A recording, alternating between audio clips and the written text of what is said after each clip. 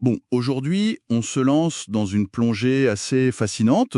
On va décortiquer le projet budgétaire 2027 du Rassemblement national. Oui, et c'est vraiment un très gros morceau à analyser. C'est le mot qu'on puisse dire. Alors, on a croisé les chiffres du parti avec ceux de Bercy, mais aussi de l'IFRAP et de l'Institut Montaigne. Et je précise tout de suite, la mission de cette analyse, c'est d'être strictement neutre. On expose juste la mécanique factuelle, sans aucun jugement politique. Tout à fait. Et il faut bien garder en tête la réalité têtue de notre point de départ. La France de 2026, c'est une économie plutôt fragile. On a une croissance qui stagne autour de 0,7% et une dette qui dépasse déjà les 3,350 milliards d'euros. Ouais, ça pose le décor. Du coup, comment ils comptent faire tourner leur modèle? Parce que le moteur de ce projet, si j'ai bien compris, c'est un énorme choc fiscal pour relancer la machine, non? C'est exactement ça. L'idée, c'est de stimuler la consommation. Donc on parle d'une baisse de la TVA sur l'énergie, qui passerait de 20 à 5,5%, et même une TVA à zéro sur les produits de première nécessité. Et il y a aussi cette fameuse mesure sur l'impôt sur le revenu, l'exonération totale pour tous les moins de 30 ans. Oui, mais c'est là que ça coince. Supprimer des impôts à cette échelle, ça creuse un trou énorme dans les caisses de l'État. Et sur les chiffrages, les sources sont pas du tout d'accord entre elles. Ah bon? Il y a un gros écart? Un vrai gouffre, oui. Le parti Space estime que la baisse de la TVA énergétique coûterait environ 7 milliards.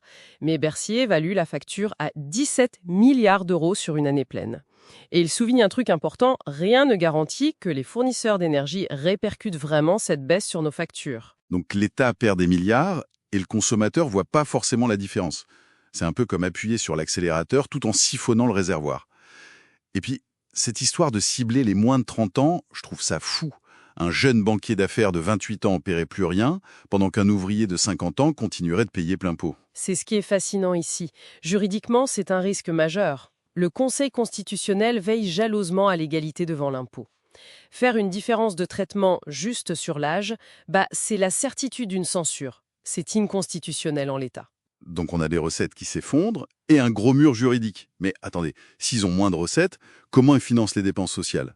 Parce que ramener la retraite à 60 ans avec 40 annuités, ça coûte une fortune. Selon l'Institut Montaigne, on parle de presque 35 milliards d'euros chaque année. 35 milliards. Mais on les trouve où, ces milliards? La stratégie, elle repose sur la fameuse priorité nationale. En gros, réserver les allocations aux citoyens français et conditionner le RSA à 5 ans de travail pour les étrangers. Les concepteurs du projet espèrent récupérer 15 milliards avec ça. 15 milliards d'économies juste sur ces aides, ça me paraît énorme. Les instituts indépendants ont refait les calculs et ils tombent plutôt sur 6-4 milliards d'euros. On est loin du compte.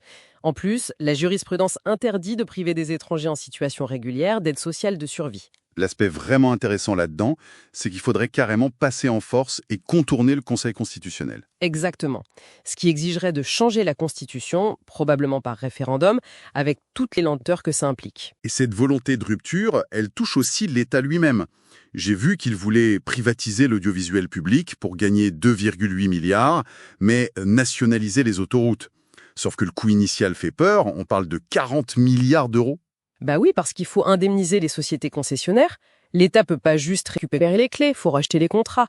Et si on ajoute à ça leur volonté de baisser unilatéralement notre contribution à l'Union européenne, le déficit pourrait bondir à 7,5% du PIB.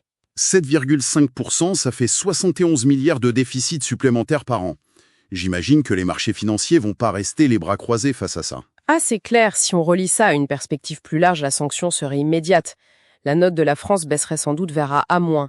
Les investisseurs jugeraient notre dette plus risquée, donc l'État devrait emprunter à des taux beaucoup plus élevés. Et ça se traduit comment, concrètement? C'est des dizaines de milliards engloutis, juste pour payer les intérêts de la dette, au lieu de financer les hôpitaux ou les écoles. Et par effet domino, les banques répercutent ces taux, donc les crédits immobiliers coûtent beaucoup plus cher pour tout le monde. En clair, à la lecture des sources, c'est un projet de transition radicale vers un tout autre modèle, mais un modèle suspendu à un bouleversement complet de nos lois. Voilà, la faisabilité économique dépend de victoires juridiques et diplomatiques préalables. Sans elles, l'équation tient pas. Ce qui nous laisse avec une vraie réflexion pour ceux qui nous écoutent.